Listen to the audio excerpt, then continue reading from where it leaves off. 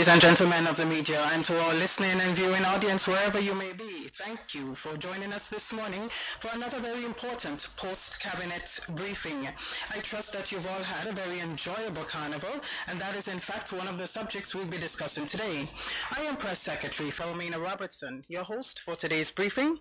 It is a pleasure to have my guest here today, Minister for Youth, Culture, Sports and the Arts, Senator Nolan Cox, and Minister in the Ministry of Education, who has responsibility for tertiary education, skill development, and education outreach, Pamela Moses. Welcome to you both. I must also say welcome to our Minister with responsibility for education, Senator Winston Garraway, who is always here with us for these press briefings. Welcome to one and all, and thank you for taking the time to join us today, whether being in the room here physically or tuning into the live broadcast of this briefing. Today, as you would imagine, we have two very timely topics to talk about. Our just concluded Carnival celebrations, which Prime Minister Dr. the Right Honorable Keith Mitchell has already said was a great success in his post-Carnival address. And we look ahead to the start of the new academic year, dealing with matters pertaining to education of the nation's children, including the school books program, CXC results, and the improved performance recorded this year by candidates taking the examinations, school repairs, and teacher training. Traditionally, to review Carnival celebrations before we take a look forward to what's to come with education. Senator Cox, I invite you. Thank you very much, Madam Press Secretary. Let me say a pleasant morning to the media and listening public, those who are on the World Wide Web, on the cell phones, whatever platform. Pleasant morning. Let me first take this opportunity to recognize my cabinet colleague, Honorable Pamela Moses, Minister in the Ministry of Education with responsibility for tertiary education, skills development, and education outreach, and also my cabinet colleague who is here in the room, Senator the Honorable Winston Garraway, Minister responsible for information. This morning, I have a very simple but important task to give an overview on how we went with Carnival 2018, Spice Mass 2018, and also to speak on some sporting matters as well, and some other matters from the cultural standpoint. Spice Mass 2018 for us, just our preliminary assessment, has been a major success for us. Despite some challenges, some noticeable challenges, we believe that it was very successful from all feedbacks that we have been receiving. And we believe that this success is in no way attribute to any one entity or any one individual, but a collective success by all parties involved. And just to highlight some of the key persons we believe that are responsible for this success that we have seen from Spice Mass 2018. And I think it's fitting that we start with the Greater Tourism Authority, because the Greater Tourism Authority play a critical role in marketing Grenada on a year-round basis. They normally goes to a number of countries, be it physically, be it digitally, to market Grenada. And we believe that that is the core genesis of where we have seen our increase in visitors to our island, and we want to thank the GTA for their efforts and ask them to continue to do that for us because it is very important. The Greater Airport Authority, in terms of being the first area that persons will come in terms of receiving our guests on Grenada, on our island, Grenada, they have done a wonderful job together with our immigration and customs in doing the necessary processing, because we had increasing flights, obviously. A lot of more activities, a lot of more hands are required for handling that extra influx of persons, and we want to commend them. The Royal Grenada Police Force have done a remarkable job. Once again, they have really impressed us with the work in terms of managing our traffic, ensuring that we have been safe as much as possible. There were a number of activities leading up to Carnival, and they have been working tirelessly, going to the various parishes, who also had a number of activities and they have been doing a great job in terms of ensuring that we enjoy those festivities in the safest manner as much as possible. So we want to congratulate our acting commissioner and other members of the Royal Greater Police Force in that regard. I must also commend Spice Mass Corporation, the board, management and staff for the work that they have been doing from since the launch of Spice Mass earlier in this year. It has been a difficult task, and they have worked very hard together with support from our primary stakeholders, including our Calypsonians, the steel pan masqueraders, our traditional mass persons, the Jab, Monday night, our Queen contestants. They all would have worked together with us to ensure that Spice Mass 2018 was a success. The various parish organizations, we want to ensure that we recognize their contribution as well in terms of keeping the carnival spirit alive in the various communities. We think that has a lot of impact in terms of distributing that motivation for the art form and for the product in general to the various communities to culminate with Spice Mass 2018. So we want to recognize those parish organizations who have the so-called Monarch and the Juve and stuff. We think that that is critical towards the product. Our sponsors, we believe play a critical role in terms of investing in Spice Mass, investing in our young people, investing in our culture, investing in our art form. And you know, the government of Grenada, of course, is our largest sponsor for Spice Mass, and the national lotteries, the People's Republic of China, and the ambassador here. We want to thank them for the continued support towards Spice Mass, and they indicated that they are happy to do so. Huggins, one of our major sponsors, and all the other businesses who would have contributed financially or otherwise towards the success of Spice Mass. We believe our corporate citizens, the corporate community is a critical component towards Spice Mass sustenance and development, and we want to encourage them to continue to invest in Spice Mass and to let them know that we are going to continue to engage them going forward to ensure that their contribution continues to remain meaningful so that Spice Mass can continue to thrive. The media houses, you're here this morning covering this press briefing. You have been there every night with us at all the shows going right until it ends, ensuring that the word gets out to persons who are unable to attend the shows for one reason or the other. The media houses, we want to thank you and commend you for your job in reporting not just the news, but also the activities and festivities of Spice Mass 2018. The Ministry of Culture, I must single out the Ministry of Culture and other ministries. They play a critical role in the background in ensuring a lot of the logistics for Spice Mass happen. Like, for example, in the Ministry of Labor, they're responsible for doing all the work permits to ensure that artists who are coming in get the necessary prerequisite clearances to perform and stuff, and we want to commend them for their work. The Ministry of Finance has been doing an excellent job in terms of concessions, waivers, wherever necessary, processing payments and stuff. And we think that this is important that we recognize those commitments by those ministries and staff. Our visitors and Grenadians, we believe that that is where our greatest support lies. That is the core essence of our product. Our people who travel from afar to come to enjoy Spice Mass with us, and the people who are here, and I'm sure most of you who are here as media personnel this morning, sometime during the Spice Mass weekend, I think I probably would have seen either one of you probably in Jab or Monday Night Mass or even Fancy Mass doing something. And so we want to thank everyone who participated in Spice Mass some way or the other. The people of Grenada, Carriacou and Petit-Martinique, we couldn't do it without you. Also, I really want to take this opportunity to congratulate all the winners for our Spice Mass events, even some of the events at the villages, at the village level. We want to commend and congratulate those winners.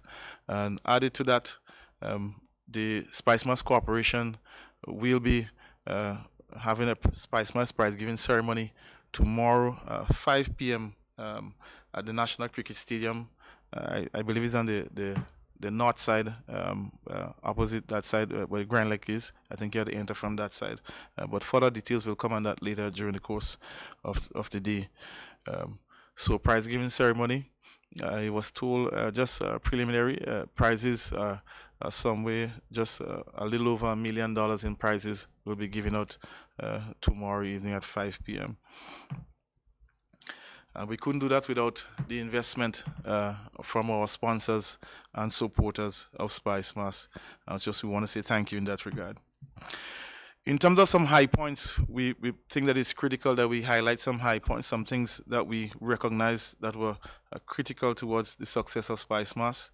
And first, we want to look at the issue of the level of communication. We believe that we had an excellent communication and cooperation with all our primary stakeholders throughout leading up to Spice Mass, especially when we had that flooding. I think it's on the 1st of August we had that flooding, and we had to work with our primary stakeholders to see how we can reschedule some of the events.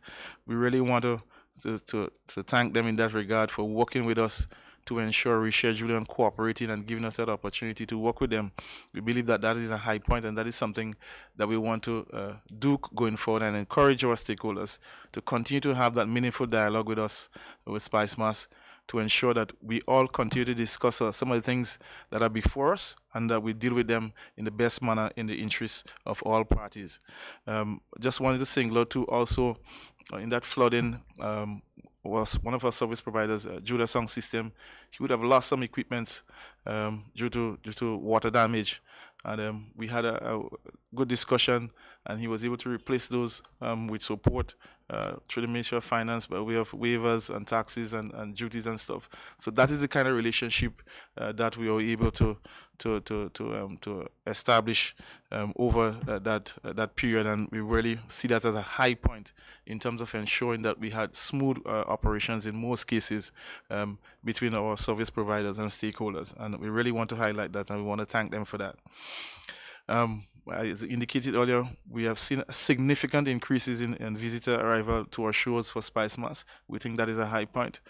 We need to continue to build on that because more visitors here, we believe that it's going to create more activity, more local economic activity for our persons here who in the business community, and we want to see that as a high point. And so we're going to work with our partners, GTA, the Airport Authority, and the relevant persons to see how we can build on that or sustain what we have achieved in 2018.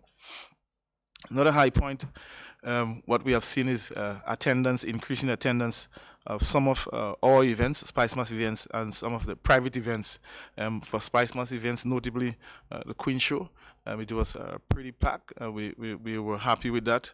And Groovy and Power Soca, I think probably record numbers this year. I was told that by various persons indicated that the stadium literally shook under the feet when some of the major artists were performing.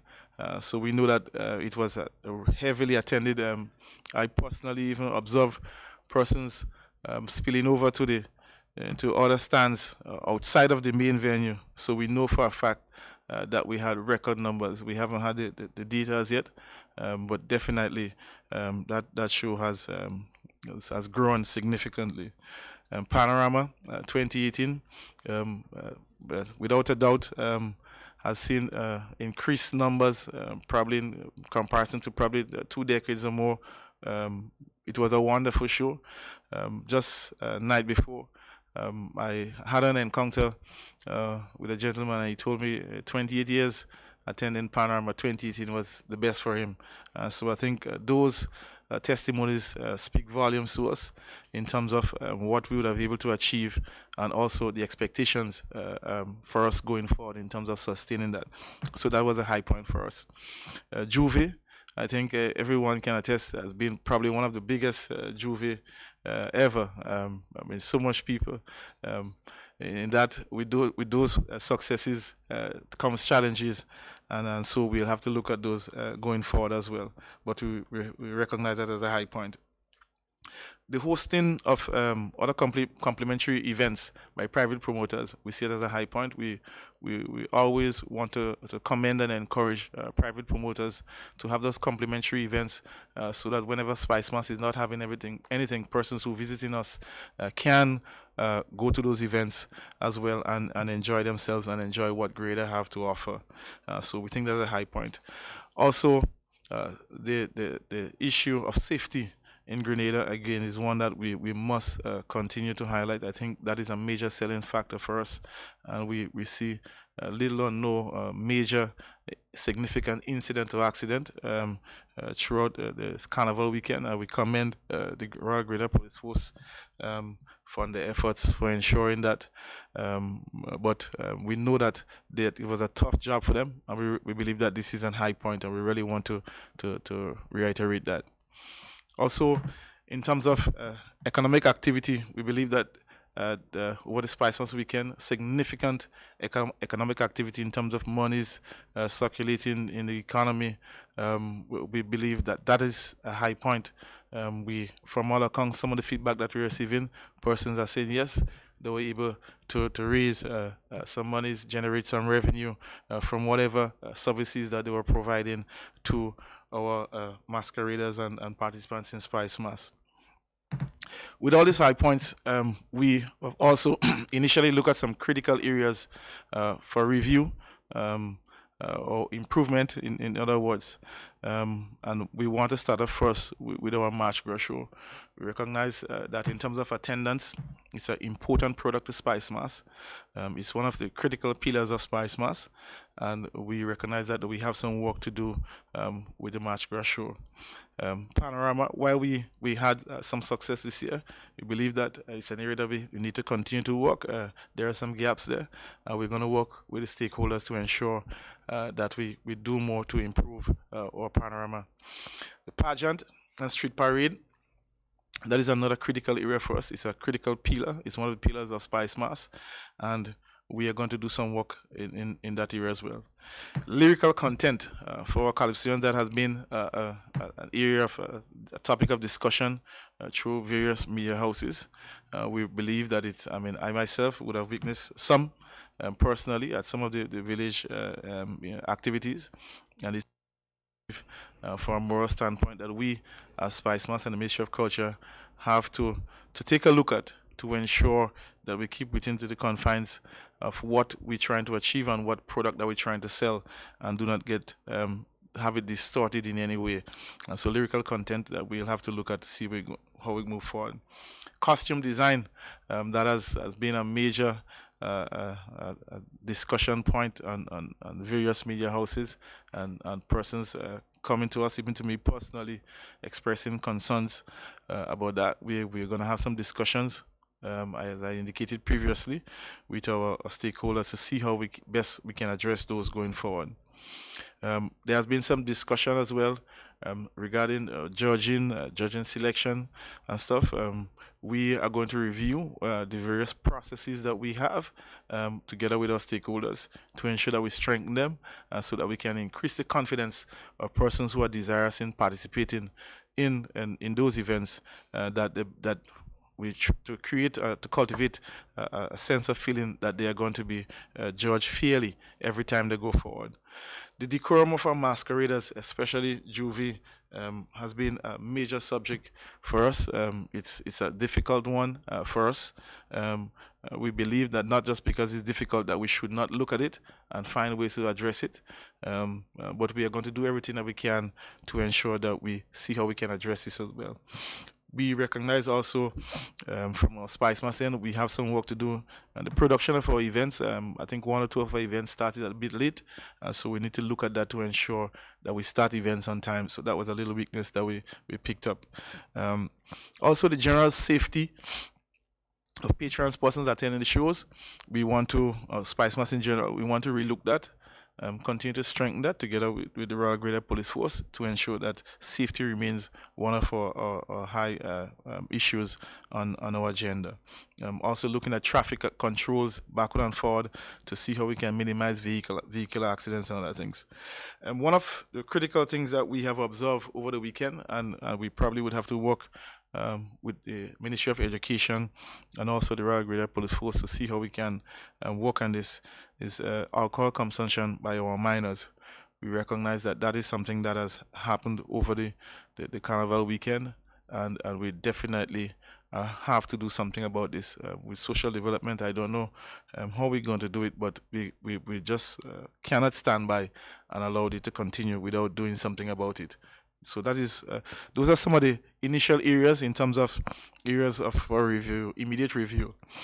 In terms of immediate action, from my office as the minister responsible for culture, it is my intention to convene discussions with the three pillars of Spice Mass, which is Steel Pan, Mass, and Calypso, sometime on or before the end of September, to have some discussions with them regarding Carnival, and also for them to kind of help towards in terms of policy direction, with support from Cabinet collectively in terms of direction towards the Spice Mass board and how we move forward with Spice Mass 2019.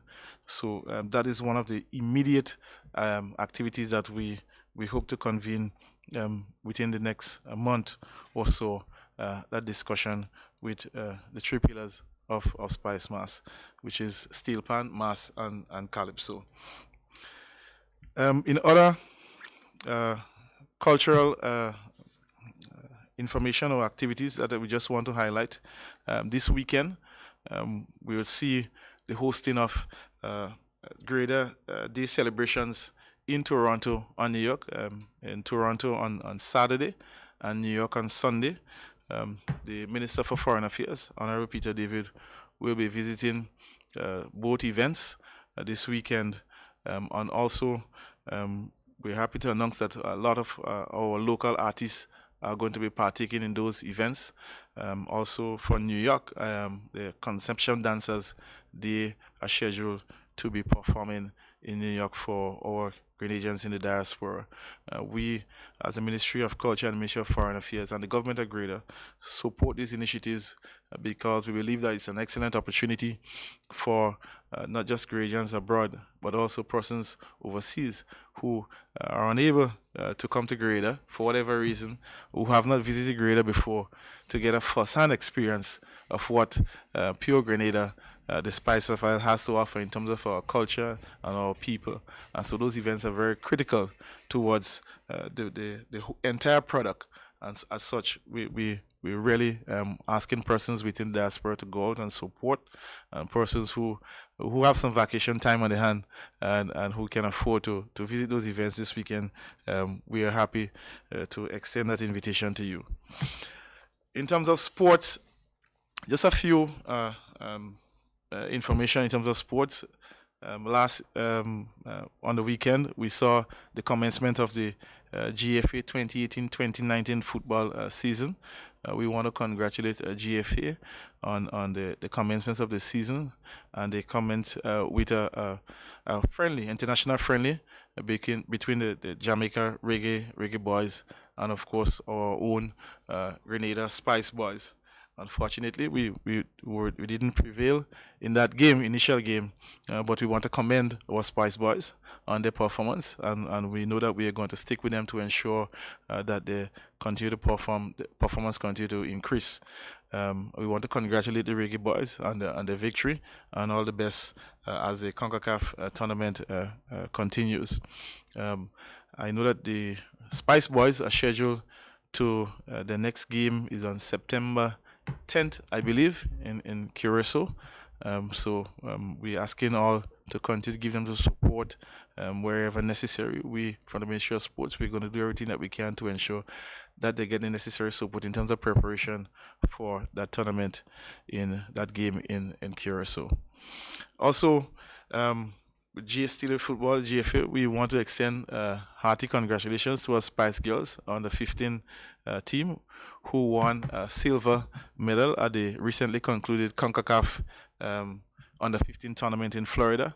They went unbeaten throughout the tournament, they only lost in the finals, and we think that is an excellent performance by our girls. I mean, I was at the airport to welcome them, and they were so elated, they were so happy, they were so confident. I think that is one of the reasons why they were so successful. They were beaten by the Bahamas 2-1 in the finals, and so we want to commend them and commend GFA on that performance, and I think we're going to see great things from them going forward. In terms of athletics, we were successful, and all these events took place over the Carnival weekend. We had Anderson Peters, our javelin champion. He won gold at the NACA Games in Toronto, Canada, and Makim Felix, he won bronze. And so both of them, we want to congratulate them, and of course the Trackblazers Athletics Club for the work that they're doing with these two gentlemen.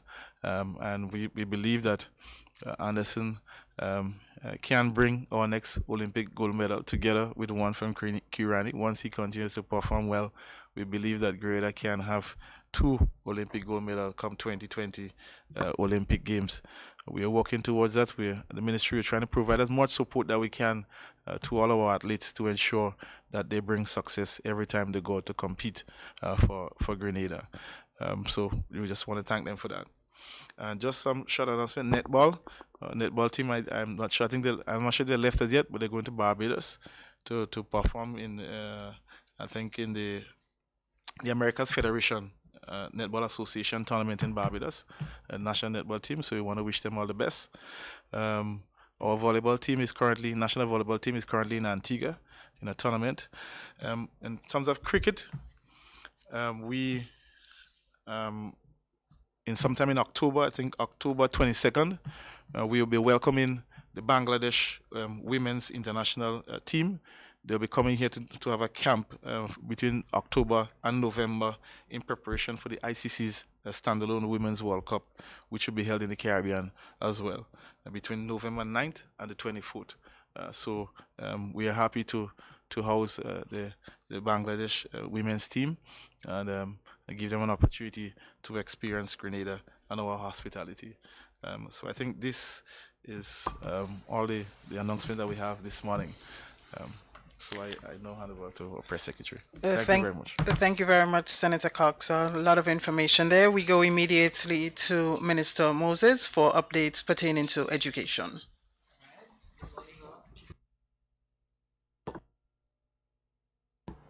All right.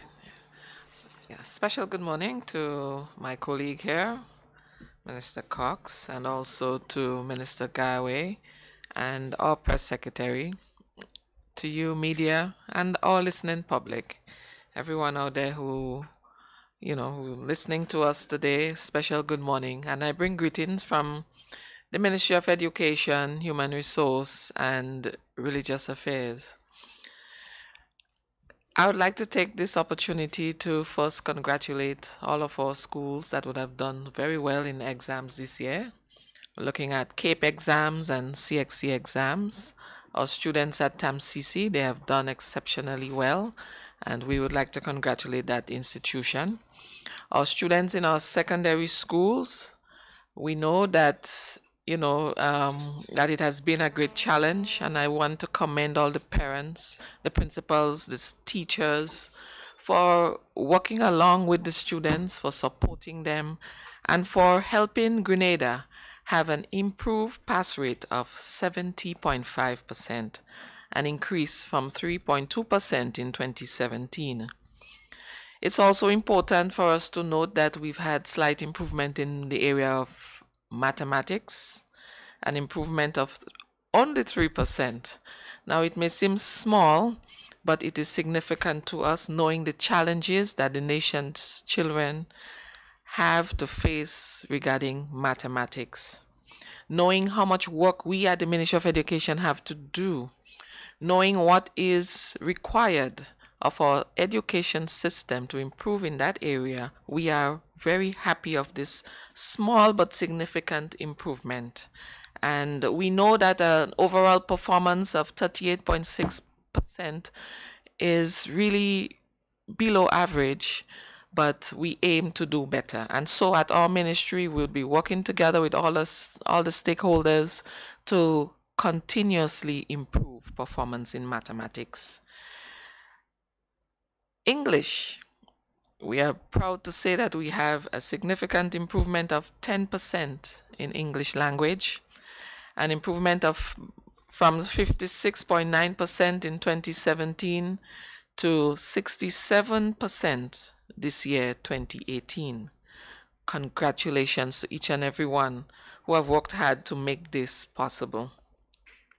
We also boast about improved performance in the pure sciences, biology, chemistry, and physics.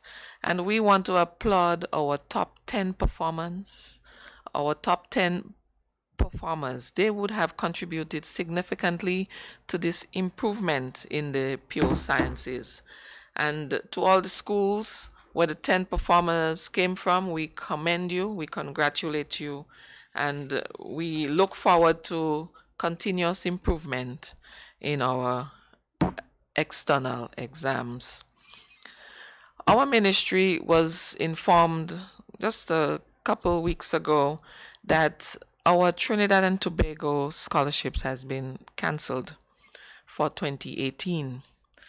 Now, we want the nation to know that Trinidad and Tobago has been sponsoring 10 scholarships yearly, full tuition payment yearly for Grenada for many years now, but unfortunately they are unable to continue. And so we know that our students who are preparing, they are all excited. They look, with high expectations, to travel to Trinidad during this week.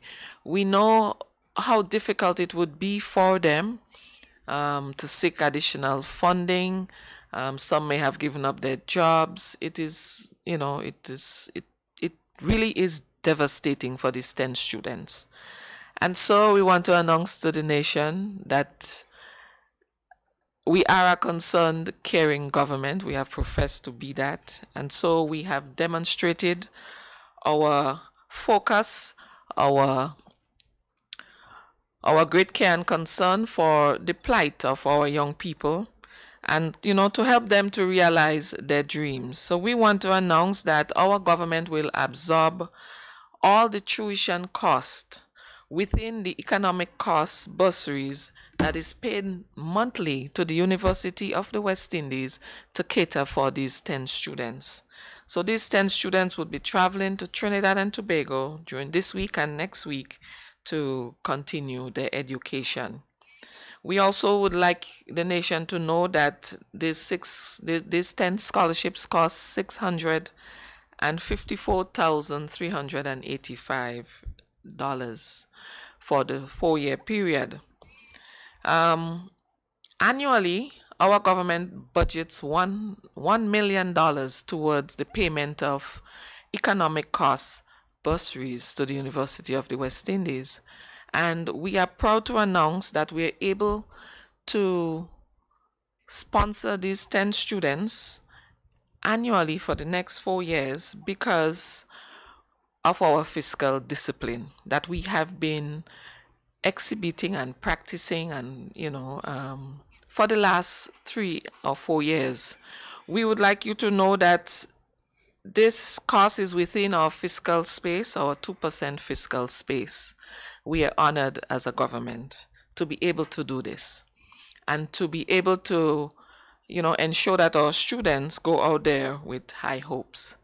And so we applaud the Trinidad and Tobago government for all the support throughout the years. School is about to open very shortly, in 2 weeks. And we know that our schools, many of them are in need of repair. Some have been done already. We are proud to announce that works have been completed or nearing completion in the following schools: St. George Methodist, Constantine Methodist, Concord Government, Bolio RC, and School for the Deaf. And a number of schools are in the, they have significant work has been done over the last few months for the school vacation. But unfortunately, there are some schools in which work has not yet started. And, we would just like to let the nation know that we do apologize for that. We have to admit that we have not been able to get all the work done during the vacation. But we must say that the work that has started this week and will continue over the next 2 weeks, including weekends and late evenings into the night, is to ensure that our schools have limited interruptions at all for the start of the school year. We are committed to ensure that there's little or no interruption in the academic progress of our students over the next for the start of school. And so the works will continue throughout the weekends and evenings. The following schools have been earmarked as some of our schools that need immediate attention. We have St. Mark's Secondary. A visit has been made just to confirm the final costing, and the work would be done there during this week. There's quite a lot of work to be done on 2 buildings there, and we are doing all that can be possibly done to ensure that that work is completed for the start of school, the repair of the 2 wooden structures in St. Mark's. We have a number of schools where there's leaking roof, crack walls. We have Grandance RC, Hillsborough Government, St. George's Anglican Primary, Montrose SDA Primary, Happy Hill Primary, St. Joseph Convent, St. George's. These schools would be repaired or are being repaired at present or are carried to start in the next day or 2. They're minor repairs that can be done. So we're going to use the next 2 weeks and make 3 weeks so we can promise 3 weeks work on these institutions as well as many others that, are being worked on. The tendering is being completed. So even though school starts, these institutions will not be affected in any way. We would ensure that. And we'd just like to announce that St. John's Street Daycare and Preschool, that institution needs some major work. And so that institution would have to be located, and that has already been done. The institution would be relocated for the start of school. We are also very happy to inform that for the very first time, we have TVET teachers going to the T.A. Marisho Community College Teacher Education Department. A total of 53 teachers would be attending school there starting this week and into next week. And 13 out of the 53 are TVET teachers. This is a clear indication of the emphasis that our ministry is placing on technical and vocational education, and that our government is really committed to quality education for our nation's children by providing teachers with this ongoing developmental programs. We know that throughout CARICOM and the OECS, there is a drive to increase in the number of teachers that are being trained, qualified teachers, to ensure that all the teachers can deliver their subject areas. But we have a particular focus on the TVET subjects because we're fully aware of the need for technical training in the world of work. And so, as a government, as a ministry, we are committed to that. Very importantly, school books.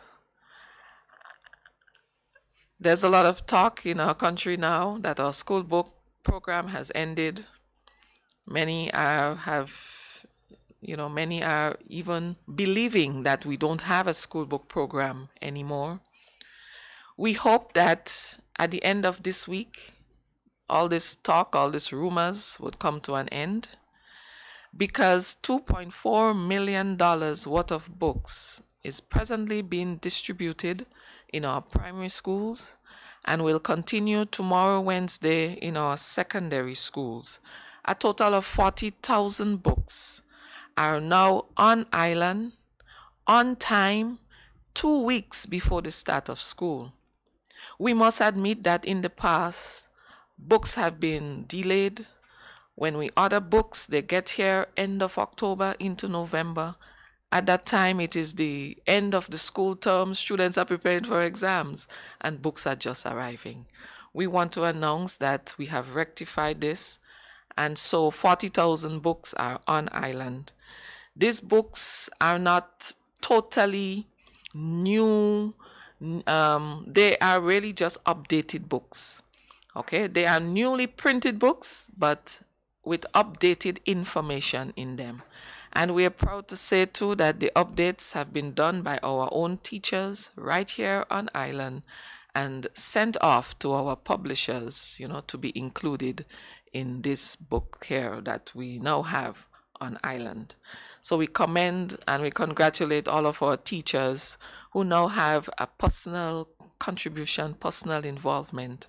And so we trust that all of our nation's teachers would ensure that the students actually use their books, come to school with them, interact with them throughout the school day and in the evenings at home. Our book program is a revolving book program. It's a book rental program. $2.4 million. We can't assure you that, all students would get each and every book, but you'll get a significant amount that would help that will definitely help to offset any financial problems that parents may have. We want the nation to know that our government is not just investing in books. We also invest in uniforms. We spend close to $1 million on vouchers yearly for our nation's children. We have our SEED program where we provide transportation for our children to go to school. So we want the nation to start by helping us to economize. We cannot every year spend $2.4 million in purchase of books. We ask the nation's children, teachers, parents to protect these books. We ask that next year another group of students are able to get those books. It is a revolving book program. Many schools have very successful book programs and they're able to give out books every year. Many schools, and we commend those schools for being able to hand books to our students. But there are some schools that have been negligent. We call upon you to show a greater sense of responsibility. The books are valuable. They mean a lot to our nation's people because it helps them in their economic costs. And as a country, we cannot provide the books every year. So we ask you to put all systems in place. And at our ministry, we'll be assisting in that regard. Our Minister Pierre has been working with our social service department at our ministry to ensure that we have proper systems in place, more human resource, more personnel to assist in the supervision of these books at the schools. So we are making efforts at our end to ensure that these books are protected and well managed. And we call upon the nation's students, parents, teachers, and principal to join us and do the same. It is at this juncture, I would like to just say to you that our nation's children, very important to us. We look forward to their improved performance. We look forward to their contribution, the contribution that they are committed to make as citizens of this country. And so we call upon all stakeholders to continue to support our education system, continue to support our students in schools. Let us all work together to ensure that we provide and we produce out there our young children who are able to go out there and fit into society, make a worthwhile contribution. And we heard Minister Cox saying here this morning that we have to collaborate to ensure that our young children out there grow up to be good young people, good citizens. And so our ministry, Minister Cox, is committed to join your ministry in ensuring that, you know, all of our activities are conducive to the development of our young people in one way or another. And so I thank you very much for the opportunity to share with you today. Thank you very much, Minister Moses. We have now come to the point where we have the question and answer segment. Please ensure that you stay on topic, the topics as outlined here this morning. If there are any pressing concerns on other topics, you can contact me and I can facilitate the information for you. Also, when you ask your question, please identify yourself and your media house. The floor is now open. Good morning to the head table. Christina John, GBN. My question to Minister Cox. From my understanding, the 31st of this month would be the end of Mr. Sitterhall's tenure. Has there been any consideration for replacement, a possible replacement for him? Thank you very much for that question. Sometime, I think about a month or two ago, we had some discussions regarding the tendering of the CEO of SpiceMass, his resignation, and I did indicate that going forward, the ministry will give some remarks in that regard, and so probably this might be an opportunity to update further on that. Yes, Mr. Sitterhall has tendered his resignation, and we, through the Ministry of Culture, together with the board for SpiceMass, we are basically in a transition period. I first want to take this opportunity to commend Mr. Sitterhall on the service that he has given to SpiceMass Corporation since 2015 to now. We can recollect the number of contributions that you have made towards the festival, and we wanted to thank him for that. But he has asked to move on, and we have respectfully accepted his resignation.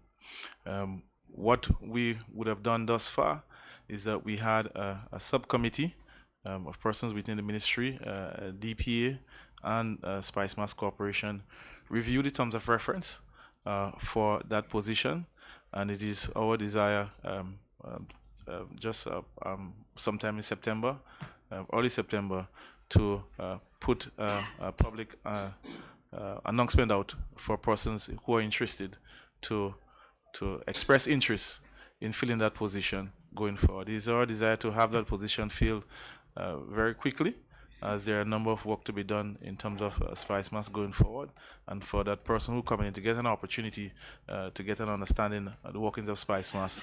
And so we believe that Grenada, Carriacou, Martinique is filled with talented people who are desirous of making a contribution in that regard, and as such, we want to give an opportunity to do so. So soon, that advertisement for that position will be going out in the next couple of weeks or so. Thank you so much. Another question, as you say that you're looking at areas going forward for development pertaining to Carnival, and I think Pan was one of the areas that you mentioned.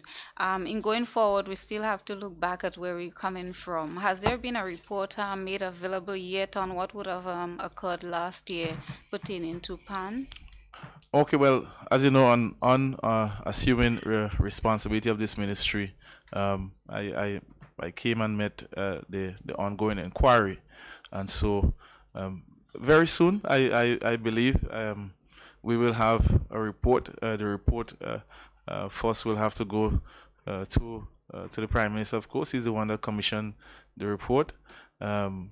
Once it passed through that process, then we will share with respected stakeholders. I'm not certain if it'll be a public document. I'm not certain about that, but I know, of course, our primary stakeholders, which is Steel Pan Association, they would want to see Spice Mass Corporation. We do want to see the findings of that report. We are going to have the report ready. On or before the end of this year, we're going to have that report. I'm certain about that. Sooner, it's going to happen. All right, you can quote me. We're going to have that report. Okay, my final question, because I have to allow my other colleagues to ask this as well, is to you, Minister Moses. There are complaints from some parents that the price of school books have increased. Can you speak to that? School books within the stores? Oh, no, I don't have any information on that at present, but we can get it for you, and yeah, we don't have any information on that at present. Good morning, Karima Lois, the New Today newspaper. Minister Cox, in relation to the inquiry, is it that it's completed already and you're just waiting on the report from the two-man committee? Is that it? What I can tell you, there is a draft. All right, so there are some outstanding contributions towards it, but there is a draft, and we'll have it ready. Okay. Yes. Is there any plan to change the Spice Mass board? Make any changes to the board? Well, as with all boards, they are reconstituted whenever they come to the end of the term, and Spice Mass board will be no different. If there is any need for changes, some persons may not wish to continue to serve, and so change occur in that regard. While after review, there might be a need to add a different skill set, a person with different background, different skills. So changes occur in those instances. So that is a customary activity. So you never know. They might be, they may not be.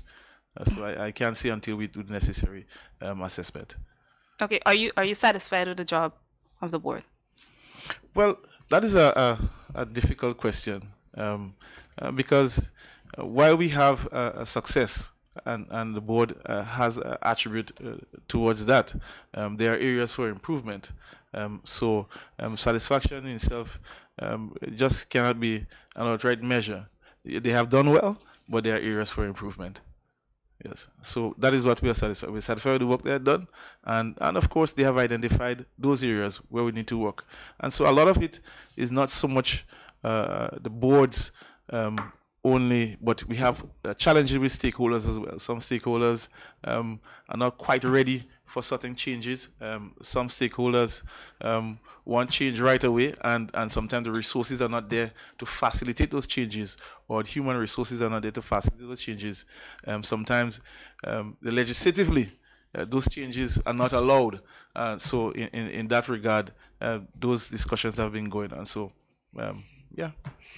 Okay, thank you. You're welcome. Good morning, Leslie Ann Johnson, Government Information Service. Senator Cox, I'll just stay with you since you're already there. You outlined a number of issues, some challenges and successes, but you also mentioned you want to have discussions with the 3 pillars. Some of the things that you announced, are those the things that you're going to be discussing, or you have other specific things in mind that you want to discuss with them? Well, those basically are the main things, and I'm saying that that is from my office as a Minister for Culture. Those are some of the things that I see in terms to see how we can build it from a policy standpoint. Now, when we prepare those policy directives, that will instruct the Spice Mass board as to how to move forward in terms of actions, what they will need to implement going forward. So we'll be getting a report from the board, of course, and what are the findings in terms of Spice Mass, and that in itself will be coupled with what I myself or my ministry would have observed. So this is just only one part of it. Yes, but definitely those are some areas that we definitely need to look at. Do we do like economic feasibility studies to determine how much is what, because you mentioned about all the airlines, increased visitors, so that we know exactly how much this is contributing to the economy? A very good question. The Ministry of Finance normally engages in such activity. They would do an economic impact assessment and we do believe that that is something that they will do. That is very instructive for them as well in terms of the forecasting, in terms of economic performances from a macroeconomic standpoint. So they normally do that. The Ministry of Tourism GTA, together GTA, they also are working on their numbers. So we are waiting on them for some of those figures, Airport Authority, in terms of arrivals and things like that. So yes, that will be done. That is customary. My final question to you, sir. The last time you were here, you mentioned, I think, for cricket, we're trying to get Grenada to stage a match or two. I can't remember the details. Oh, yes. Is there any development on that? Yes, well, we have the Cricket West Indies tournament come 2019. We have expressed our desire to host 2 one-days to the Cricket West Indies, the board and management.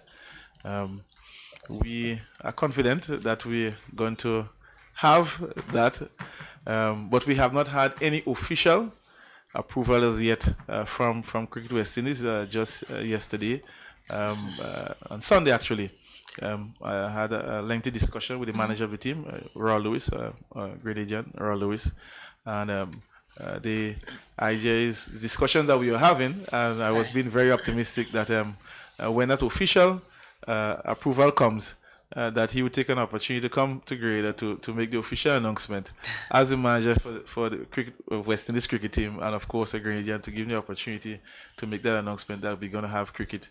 I think the dates that they are proposing is the 25th and 27th of February. Those are the initial preliminary days that they putting forward as 2 one-days for Grenada. Nice. Yes, so we're looking forward to an official. I hope they are listening to me right now. We're looking forward to an official response from Cricket West Indies in that regard, and we believe that we are doing all the necessary to see how we can achieve that and to meet their requirements. I can tell you right now, the Ministry of Finance have granted certain waivers in that regard. What is required in terms of support to the Cricket West Indies, but we are waiting on that official. So I do not want to say while I believe that I believe that we are in good state to get it, to get that opportunity to host cricket. We have not had the official feedback from them as yet. Okay. But we are doing necessary soon. Once we have that official approval, we expect that I would make a request to Cabinet to compile a planning committee to start work this year for the tournament next year. Great. So you'll hear more about that going forward. Thank you. You're welcome. I see the press secretary looking at a time, but I need to ask Minister Moses a quick question. Okay. Mr. Moses, going back to the situation with UE, as you said, government will be working with the students. But what happens from next year for other students that might want to enter UE? What happens then? Okay. Well, once it's within the fiscal space or 2% fiscal space, then we would consider continuing that program. But we cannot commit ourselves at present. It all has to do with our fiscal space. Right. And as I mentioned before, this additional cost of the 10 students yearly is within the fiscal space. Right. And hence the reason why we're able to assist them. But if it was not, we would have really done anything that we could to assist the students and ensure that they get to UE in time for this year, because a promise was made, a commitment was made, and our government do the best that it can to stand for that. And so, yeah. Great. And my final question, do you have a ballpark figure for the work that is being done on schools, some that have started and some that are still to start, but like a ballpark figure for them? No, not at present. We have some, like for example, the work that was done, but I don't have a ballpark figure per se. Some of the work that was done, like for example, Grand and South will cost $48,670. St. George Anglican Primary will cost $27,600. St. Joseph Convent will cost $28,600. Happy Hill Primary, $17,000. And that is just a few schools. Right. There's a lot more. You know, the contracts are being finalized. Contractors are in the process of, completing all the procedures. All the paperwork is being finalized so that this work can continue. Even though school has begun, those are minor work that can be done during the afternoons and on weekends. So we are committed to ensure that there's a smooth start for school as much as possible. Thank you. So we hope there'll be an improvement from, the previous years. Just like how we've had a tremendous improvement in our book program. Thank you so much. Just one quick. I just wanted to take an opportunity to speak on the school books program, and I just want to say that I think it is somewhat unfair for the persons who are going around indicating that there is no school books program. It's unfair to the kids because they may hear that, and unfair to the parents as well. They may hear that and not take an opportunity to access the program. And so we want to encourage our partners in this, which is the Ministry of Education, to ensure that they continue to work with the schools, the principals, teachers, to work with the Ministry of Education closely to ensure that the program receives the right, not just visible in public, but also in terms of how we speak, the right treatment and correct treatment in fairness to the persons who benefit from this program. And I think that is what is at stake. When we make those responsible statements, the persons who lose out is our kids. And I just think it's important that we be careful about that. Thank you. Pleasant good morning, everyone. Cherry and Blackman Stephen from GBN. Minister Moses, can you tell us what was the reason given by Trinidad and Tobago government for squashing that scholarship program? Yes, they have indicated that they're unable to do so this year, as we're aware Trinidad has, is going through its, its own economic conditions that it has to address. We do not have all the information, but we know that they have, they'll be going through the IMF program, things like that, that we have gone through. They have their own financial challenges. I don't want to say too much, but really, in a nutshell, it is that they have their own challenges and they are unable to continue. Yes. Recently, Mrs. Robertson, Ms. Philomena Robertson, you and I would have discussions coming out from a report from Trinidad regarding Grenada's failure to meet its loan financial commitments to Trinidad and Tobago. Partly it was said that that wasn't the case. I did go back and read the entire report, the IMF report, and it does point out to Trinidad and Tobago as one of the countries that Grenada have not been meeting its financial commitments to. So I'm wondering if that has something to do with the Trinidad government pulling out the scholarship. Well, there was delays in payments. We are fully aware of that, but that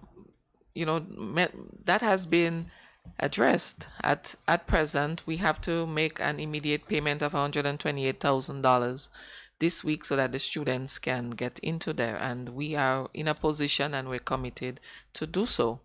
Government also makes monthly contribution to the institution, the University of the West Indies. And yes, there are times there may have been delays, but we are servicing and financing that.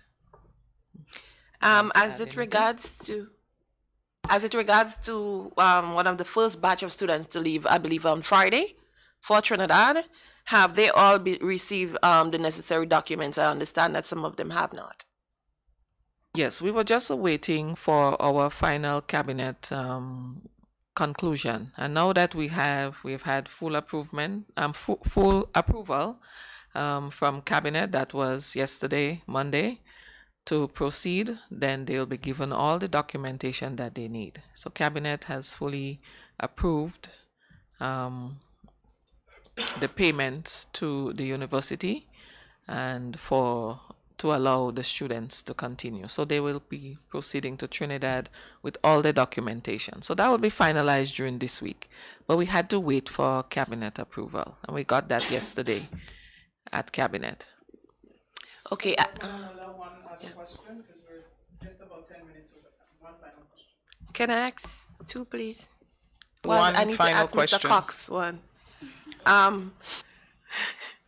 As it concerns the school's repair, I wanted to know if there's any assurance that you can give parents for sure that there will not be any delays in reopening schools, because I know you said there are some work to be done in some areas. Yes.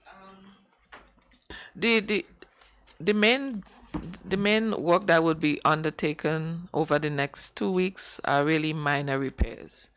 For example, in St. Mark's, well, although there's a major issue there, but it will both buildings will be repaired, and it is possible to get that done in 2 weeks to repair a wooden building. Change the flooring, change the roof. That will be done for two classrooms at St. Mark's Secondary. The other schools that I mentioned also have issues with their roof, crack walls, things like that. There's electrical problems, and those will be done over the next 2 weeks. Yes.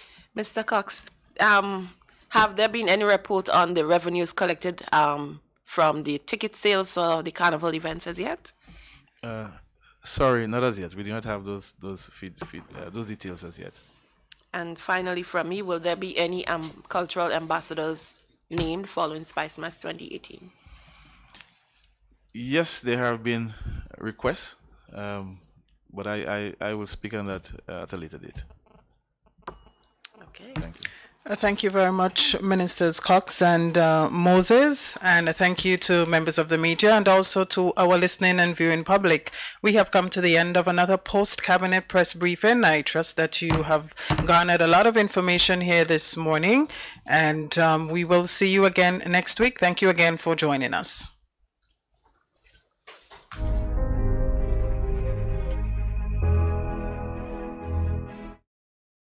The Development Bank believes this to be the truth. Hence the reason we have made it our prerogative to ensure that your key is in safe hands with us. Here is how you can unlock your success with an education loan from the GDB. We offer you 3 loan options. We've got our regular student loan, our work-study student loan, and our special student loan. Our regular student loan for persons who wish to pursue full-time tertiary level education. If you are a permanent employee who wish to study while continuing your employment, then our work-study loan is for you. Our special student loan is in collaboration with the government of Grenada, geared towards vulnerable persons who would like to pursue higher level education.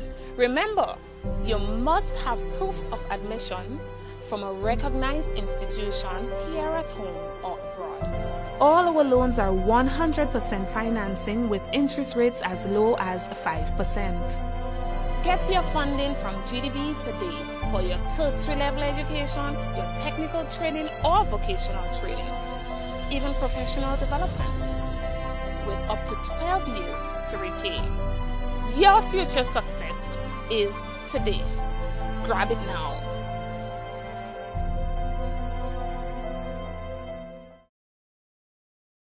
Will grow faster, and in the end, the network company will sell more. With a stronger economy, electricity usage will increase, maintaining profits for the provider while the prices gets lower for the consumer. Power to the people. Oh my Grenada. In a liberalized economy, everybody wins. Liberalization is about the people of Grenada. Fair competition, fair prices, power to the people.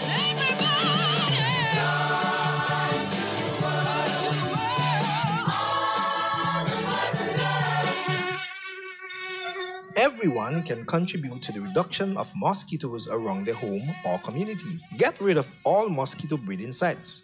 For example, remove unwanted containers such as bottles, tires, plastic bags, and coconut shells. Avoid the indiscriminate dumping of refuse and garbage. Clean and open drains as well as drain pipes. Cover tree holes. Clear roof guttering. Debush your surroundings and ensure that septic tanks are properly sealed. Be a good neighbor. Keep your surroundings clean and free of all mosquito breeding sites. That was a message from the Ministry of Health.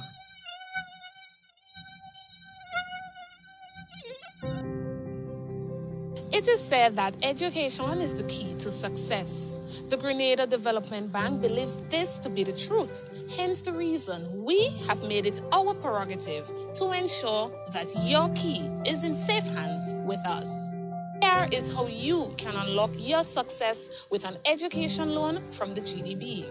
We offer you 3 loan options. We've got our regular student loan, our work-study student loan, and our special student loan. Our regular student loan is for persons who wish to pursue full-time tertiary level education. If you are a permanent employee who wish to study while continuing your employment, then our work-study loan is for you. Our special student loan is in collaboration with the government of Grenada, geared towards vulnerable persons who would like to pursue higher level education. Remember, you must have proof of admission from a recognized institution here at home or abroad.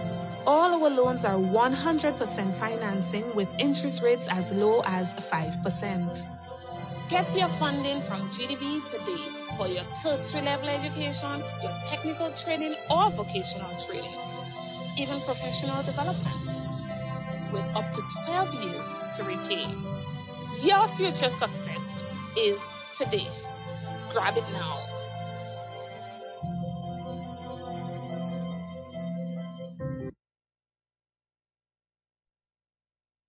Stay up to date with all that's happening with the new national party, NNP. Send us a message via text or WhatsApp on 405-8683 with your name, email, and constituency. Stay in the know with NNP. Get updated.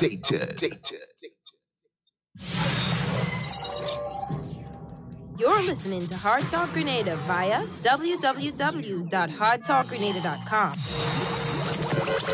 My enemies' walls are bound to crumble, and to the floor their spears will fall. I've been made and sealed with love, but time to battle I'll fight. Yes, and a good morning to you, Grenada, Carriacou, Piedmont, now 15 minutes after the hour of 11 o'clock. Yeah, quarter past the hour. My name is Sheldon Scott. I'm Devon Romain. And this is Hard Talk. We'd say we're live on 97.5, but we kind of realize, there has been a power issue there. No, not Grenada's fault, not City Sound's fault, but there has been a tree that has fallen in the area. Well, no, the tree in just so on fault. Somebody was cutting it. And it has damaged the power lines. So City Sound should be in with us in about roughly half an hour. But in the interim, we have... 89.5. Yes, and... CRFM. And 92.9 in Carriacou. They're on with us as well. And in Brooklyn? Is 94.9. We Vibes Radio, Brooklyn, New York. Yes, indeed. All right. So as we said, here's those start this early morning with them kind of thing. Good morning to all of you on the live this morning. Seeing Selma, Brenda, and Natalia, Junior George. Good morning, Elsa, Gloria. Quite a few of you on to the live this morning. Frances, Alfred. Good morning, Louisa, Enos. I'm seeing quite a few of you on to the live this morning. So I'd like to thank each and every one of you and hope that you all have a fabulous day. And thank you for being part of the Hard Talk family this morning. Yep. Yeah. So we've had the post-cabinet press briefing, a little report on the carnival season coming from the Honorable Minister with responsibility for culture and sports and so on, the Senator, the Honorable Norland Cox. So quite an extensive report, though, Devon. Anything stand out to you during that report, really? Well, in my view, based on, he outlined the most of it successes of the Spice Mass and so on. He definitely, made that effort to congratulate everyone responsible, all the stakeholders, and right, that made it possible, not just one entity or one stakeholder, but every single person, right, that was responsible in whatever way for the success of Spice Mass 2018. So I think he really spelled it out and give the kudos where it's definitely supposed to go. Yeah. So, as I said, quite an extensive report dealing with everything from security to the actual events and so on, and what were the positives and what is going to be looked at going into 2019. The Spice Mass Corporation, how the Spice Mass Corporation will be moving forward, and also the Spice Mass Board, how they're going to be moving forward, and so having meeting with them, and the interactions with the stakeholders. I heard him mention the stakeholders several times over and over during his presentation today. He mentioned the stakeholders. Very important. So you're going to have several interactions with the stakeholders and so on. So quite an extensive, as I said before, quite an extensive discussion on that. Also, we had the Honorable Pamela Moses would have been there this morning speaking in relation to education and, the preparation. And there's this thing that I think the president of the Teachers Union spoke about, some of the schools not being ready yet and that sort of. But the thing is, you have a process that you must go through when you're going to repair a school. It's not a situation that a school needs repair and the Ministry of Education says, or the principal in the school maybe might say, the school needs repair, and then they just go and repair the school. It doesn't happen like that. You must have the tendering process, and you find a suitable contractor who can do the job. And you would give the contractor a timeline. Sometimes the contractor meets the timeline, sometimes they don't. If they don't, the general thing is that you impose several penalties on that individual or that company for not meeting the timeline, but they have a timeline that they have to complete it by. And the point in time I'll be worried is if school reopens and then a school can't reopen because it's still being... Because of that. At this stage, you have some schools that are being repaired and so already, and you have things taking place. But if it's a situation that school reopen and then a school cannot be reopened for a month, 2 months or so because work is taking place, then it becomes a problem. For me, that's when it becomes a problem. If it's a situation, for instance, with the book program, and several schools are now sending out their notices for people to come in and collect the books and so, because the books are on island right now and are being distributed to the various schools, and as the schools get it, they're calling and say, come for the books, right? Those of you that go through the book program. So that is happening as well,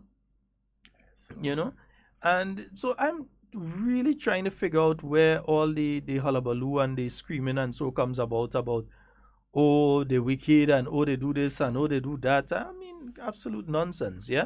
Well, I mean, there are those, who would talk for their own, political, the selfishness, and so they would not give the right information. They would just try to distort everything that they share to people. And again, making, as Minister Cox rightly said, when you do that, when you use scare tactics like that, right? And so the ones who suffer is the children, right? Our students. And so information like that, you have to be correct. The ministry have been giving you the information that it comes along. They have been telling you when, this thing it would happen. And school is far from opening as yet. So, but hey, there are those who continue to misinform and try to malign the government, and so I will never stop. So you have to be prepared for that. The ministry and its staff and the principals and teachers has to just continue doing their job, doing what is necessary to ensure that the children benefits in whatever area. Yeah, so we have to look at this thing from a reasonable perspective. If it were a situation that our children had to go back to school and could not go back to school because A, the school wasn't ready for them, or B, they had no books to go to school, I could understand people making a talk about it. Yep. I could understand people making a talk then about it. But for weeks before, making talk about, book program, this, and you see, they were encouraging people to go and buy books, saying that government that closed down the program, government doesn't have a book program. Yeah. And to believe that some people actually allow themselves to fall for that. It's a sorry state of mental capacity when you allow yourself to fall for these kind of things from people who lie to you on a constant and consistent basis.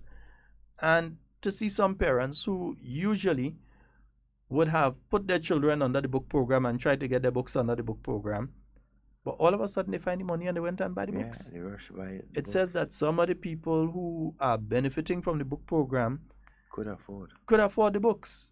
It says a lot, yeah, that some of the people who could afford have been benefiting from a program that's generally for persons who can't afford. And then again, right, because of that sort of information that was given by persons out there, it scared a lot of persons, right, having them to go and put themselves in my view, unnecessary expense, finding hundreds of dollars to buy books or rush to buy books, and the school books program is available. They sit down laughing that they make people do that, you know? that is what. These guys that actually sit down laughing. You know?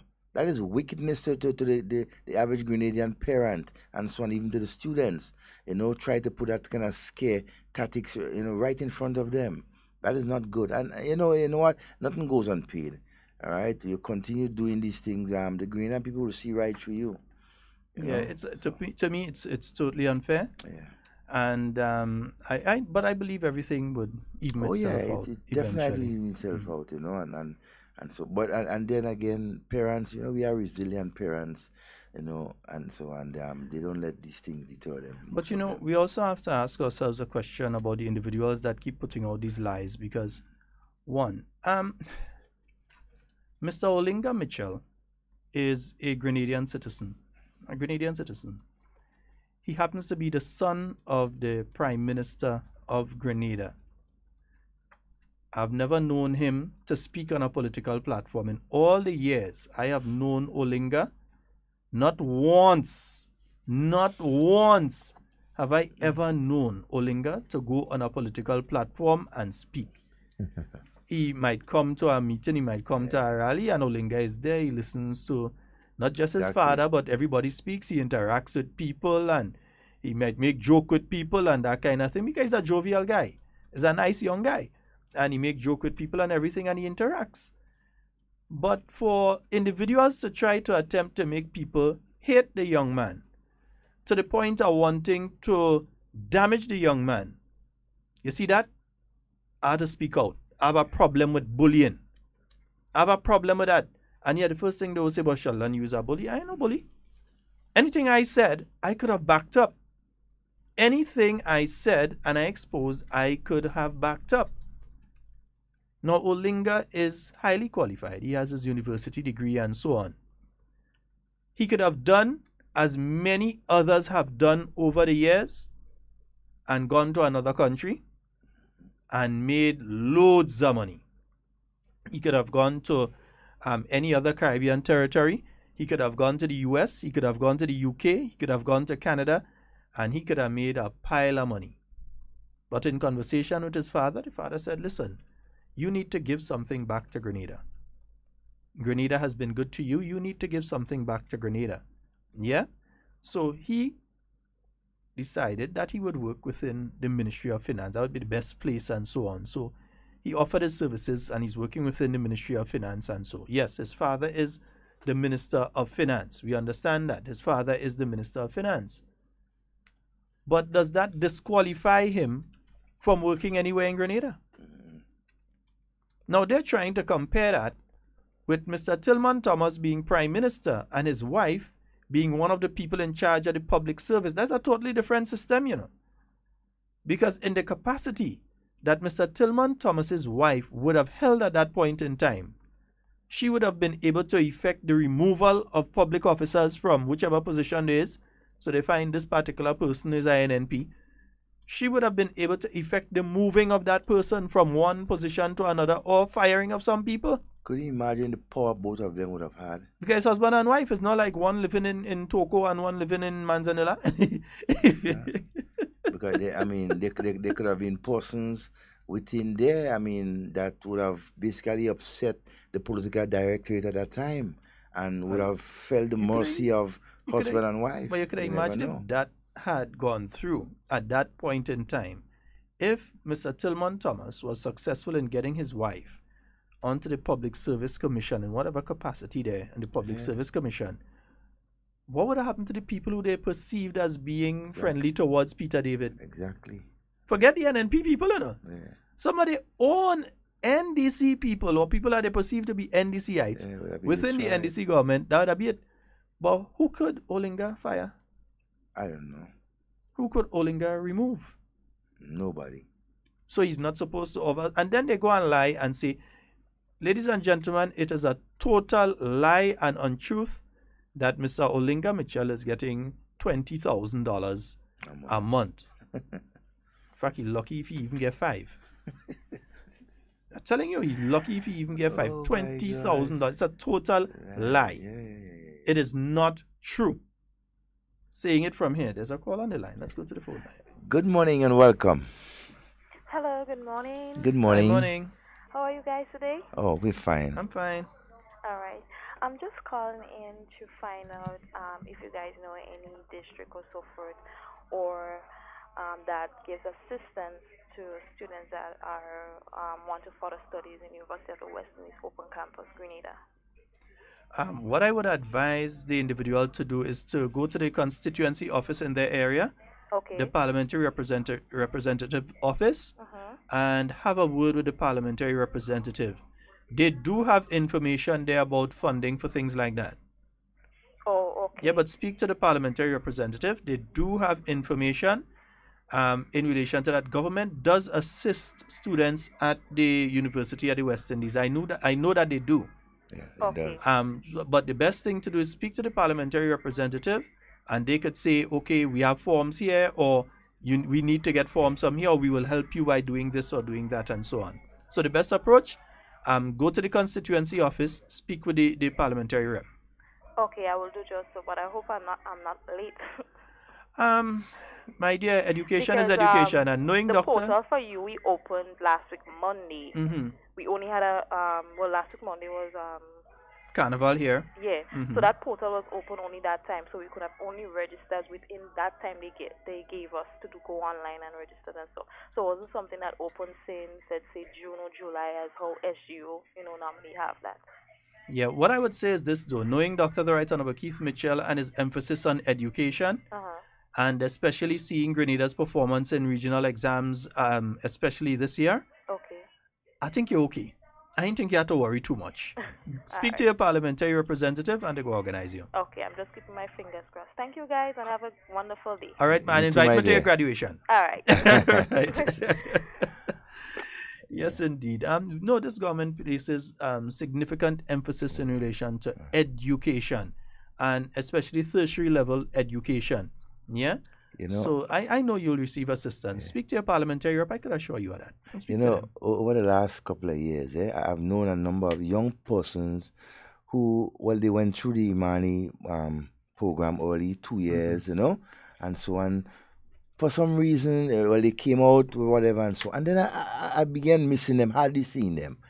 And one day I met a couple of them in St. George, and I was like, what's up? It's like, oh, no, we down in SGU. Yeah. I was like, for the last 2 years. And so on, they were saying, look, through the parliamentary representative and so, they were able to, get assistance and so through whatever government programs to get into there. And they're getting ready to graduate. And so, masters. Not only getting ready, there's some that graduated this year. And so on. I know of one particular young lady, and one of these days she's promised me that she would come onto the program. I'm seeing her online. And she promised me she would come onto Hard Talk. Now, this is a young lady that got married at a very young age. In fact, she got married at such a young age that it was illegal for her to be married in Grenada. And she had to go to Trinidad and get married and come back to Grenada. So she was married at a very young age, had children, everything at a very young age, went through a pretty abusive relationship and everything. And through the Imani program, she was able to gain some level of certification, and she's now attending SU. Yeah. She's now pursuing a degree at SU, a person who did not finish secondary school. I wonder if she even got to secondary school. Can't remember. I'll check the story. Can't remember if she did get to secondary school. But she has promised me that she definitely will be coming on to Hard Talk and give her life story. Yeah, about that. And she's now enrolled, and in fact most likely now, if she doesn't have classes most likely she has classes this morning, so she would be down at the St. George University and pursuing a degree. You see, that's why we keep saying, if your children have failed 1 or 2 exams, don't look down It's at not them. the and end so of on. it. But I don't want to lose a point I was speaking on earlier, because I think it's totally unfair to continually attack the son of the prime minister. He's not in a position that he's going to say who is going to go home in the public service and so on. He's offering advice to the prime minister and the minister of finance and the ministry of finance, the government of Grenada, on behalf of the people of Grenada, so that whatever is going to be done through the ministry, because he can offer legal advice, especially when you're conducting business in the U.S., because he has a degree in law, especially from the U.S. So he can direct and say, listen, under the law in the state of New York, this is the case. Yeah, In the state of Connecticut, this is what you could do in Washington. This person wants to do this business here, but if they're going to transfer funds to Grenada, this is the procedure that they need to use, and that sort of thing, so that you could avoid any untoward situations in the future. But it seems as though, as long as you're related to anybody within the New National Party, you're supposed to just not work. You're not supposed to work. There's this mentality that, I can't understand it. And it's just a jealousy, because I know the individual that goes on radio every morning, he jealous him. He jealouses the fact that the young man has not one, but several university degrees. So in other words, Olinga no dance. He has several university degrees. He jealouses the fact that Olinga also has a very successful father. Yeah? A very successful father, the most successful politician in the Western Hemisphere. Well, we could even take the Eastern Hemisphere too, but we will leave it to the Western Hemisphere for now. In elective politics, the most successful nobody in any country, this side of the earth, from north to south, has ever been successful as Dr. the Right Honorable Keith Mitchell in elective politics. Nobody. 3 times, all the seats, X amount of times as Prime Minister, nobody. 5 times. They cannot find anybody to come even close to his record. So you could forget it. So you hate his son for that. Yeah? Because you're no longer associated with the political party. You hate the man. The young man is a Grenadian, and he has a right to contribute to Grenada as anybody else. Yeah? You may disagree and say that he shouldn't be in the Ministry of Finance, or he shouldn't be here, or he shouldn't be there. But the young man is a Grenadian, and he's offering a valuable service to the people of Grenada. But that valuable service is not for no 20,000. And you're saying it because you want people to, you know what they want? They want people to see Olinga and spit at him. They want people to see him and cuss him. Oh, you're rich, you're thieving money, you're this, you're that kind of thing. What they always do is they try to incite people to do violence to others, That's what they try to incite. That's the kind of Hutu Tutsi mentality that these people have. They try to incite a certain type of behavior. I've noticed a trend with that particular host, right? Aiming and directly at the Prime Minister and his family, right? Over the last couple of weeks and so. He has been directly attacking not just the office of the Prime Minister, but the Prime Minister, the holder of that office, and his family. And that is a dangerous trend that is going on in our country, right, with that particular individual, right? He has made it his duty wanting to destroy, right, the Prime Minister and what he does. You see, and that is Prime something Minister that couldn't be is, bothered. I don't even think Prime Minister does hear that individual name. But Grenadians Prime Minister is so need to- busy running the country, improving the economy, ensuring that the party is on a firm footing and so on, taking care of his private affairs with his family and so on, doing regional work with CARICOM and all. He's not trying to bother with this guy. He's not trying to bother with him. But therefore, it's why they hate. Why push hate? Because they know for a fact that what they're saying is a lie. They know it for a fact that what they are saying is a lie. They know the young man's salary ain't even half that. An adult is even quarter that. They know for a fact that what they are saying is a lie. But they're coming out and they're pushing it still. They're saying it, and the only reason they're doing that, they want Olinga to go to a party and somebody come and start a high talk and hit him. That's what they want. Somebody could think, some people just get so upset and think, you're thieving my money, you're taking my money, and I'm my family to see about, and you're taking my money. They want somebody to come up on the young man and want to be so upset and so vexed that they attempt to do him something. That's what they're pushing. That's their kind of behavior. That's the kind of thing that they like. That hatred. Because nothing else. It's not a love for Grenada they're speaking about here, folks. It's a hatred for an individual and his family. We're not talking about a love for Grenada as they so love Grenada and we want to see the best for Grenada. That's not the issue here. The issue for them is hatred for an individual. Because they have to physically pick them up in Mount Ellicott and show them outside the office. Anyhow, there's another talk for another day. We have a caller. Good morning and welcome. Good morning, my friend. Morning. Morning, you're live. Sheldon, and then good morning. Yes, my Sheldon, see the hypocritical thing is that when NDC was in government, you have the Minister of Finance, his brother-in-law, Mr. Silly Abejan, working in I think a Ministry of Finance, right? And nobody talk about it. He's not a Grenadian, he's a Bajan, right? But nobody talk about it. I want this guy who on the program speaking and say all kind of thing about Olinga. Where were he at the time? He could not just see.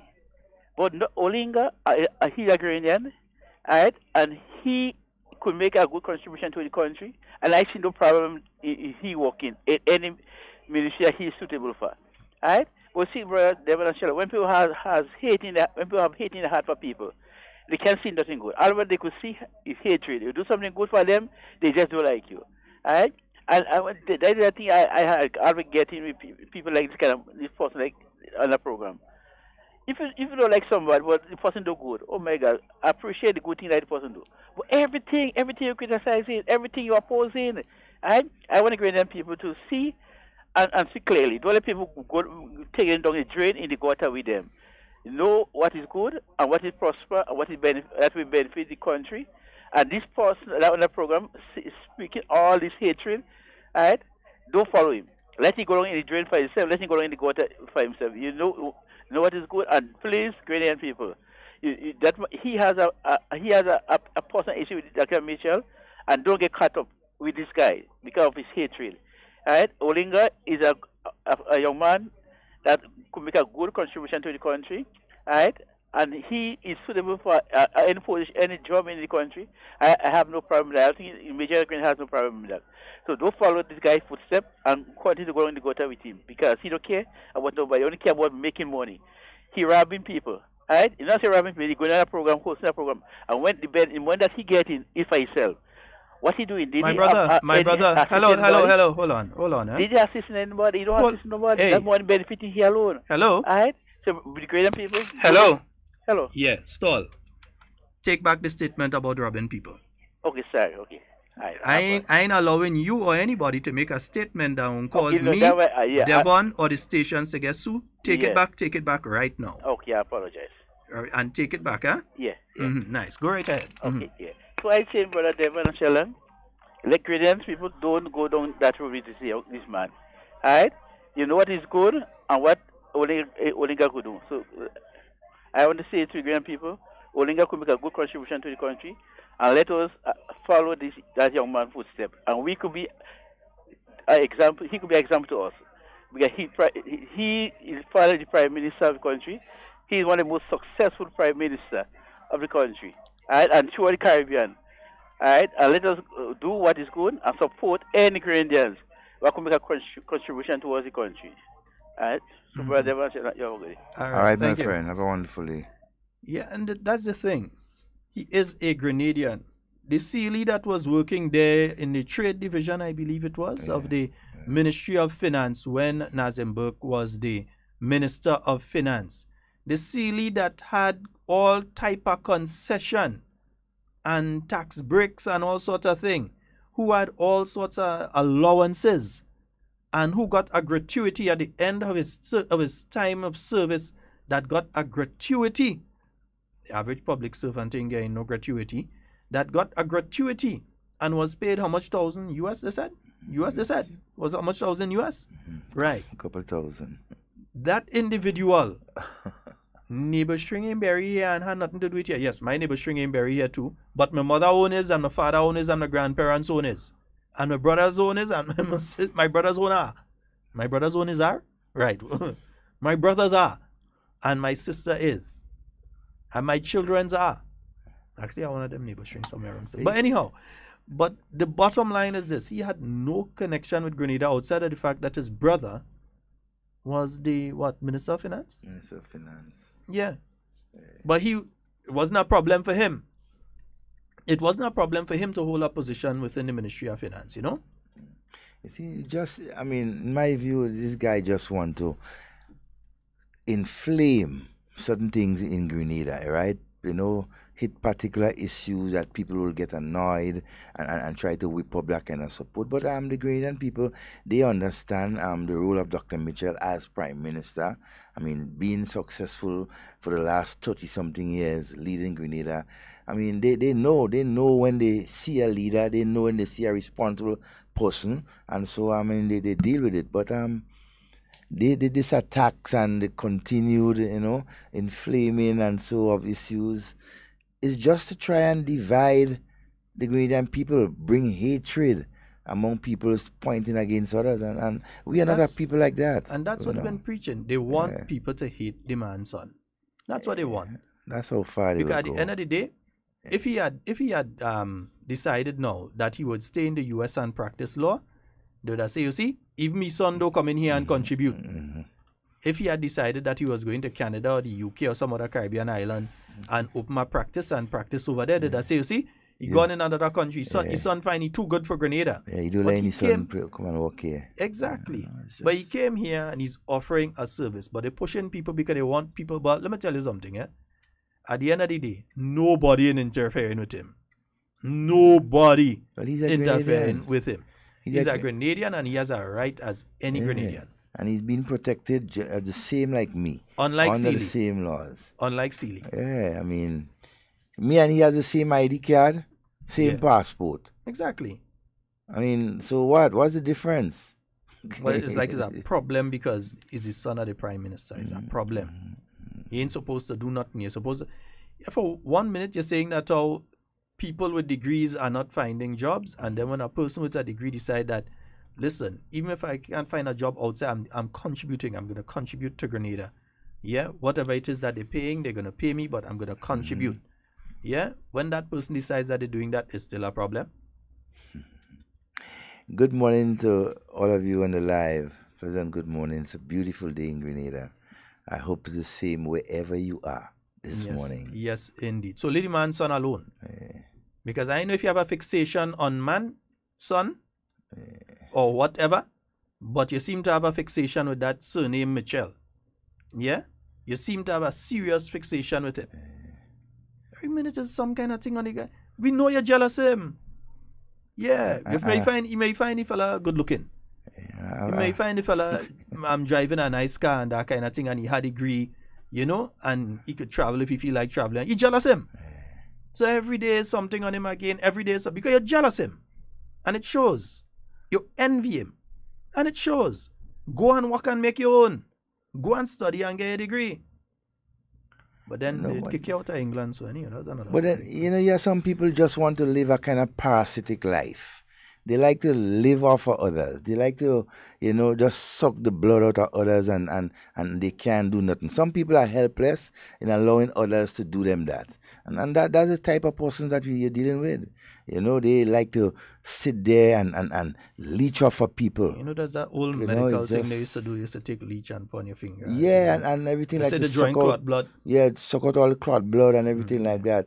Well, Grenadians is no clot blood, We are vibrant and vigilant people. You could only last for so long, right? By leeching out people, trying to suck them for what the little that they have. According to my other partner, Devon, you have about 20 years there to beg again. But yeah, anyhow, so 4407377, quickly running out of time. We have about 13 minutes remaining on today's program.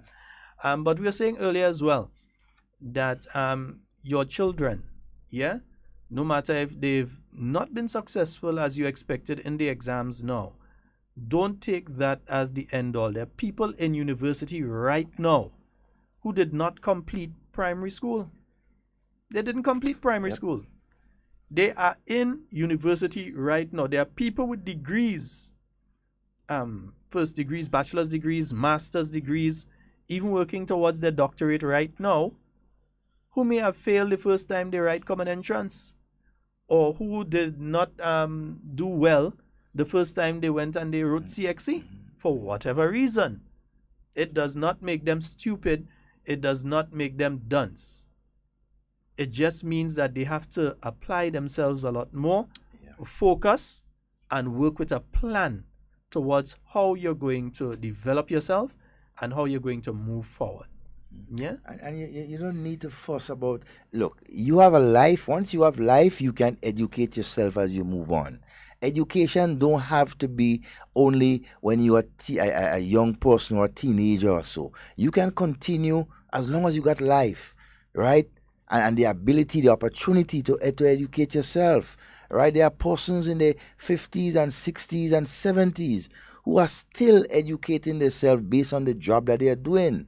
You know, it gives them joy to do that, to get more information, to deliver more and everything like that. So don't be ashamed as to or feel bad if you didn't get it in your first 15 or 20 years of existence. You always have that opportunity as you move on in life.